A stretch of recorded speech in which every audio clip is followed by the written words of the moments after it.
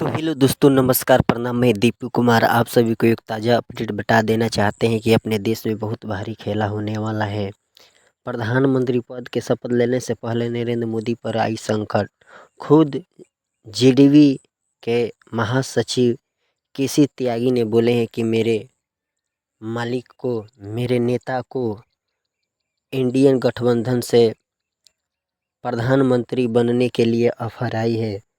कुछ भी हो सकता है, लेकिन मेरे नेता ने ये ऑफ़र ठुकरा दिए हैं। लेकिन मेरे मोबाइल से बात हुई है कि आप इंडिया में शामिल हो जाइए, मैं आपको प्रधानमंत्री बना दूंगा।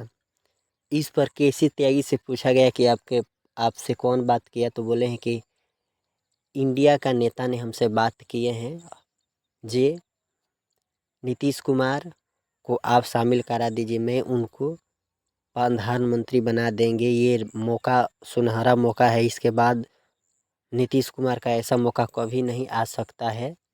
आप लोग क्या कहना चाहते हैं कि इनका लास्ट चुनाव है क्या?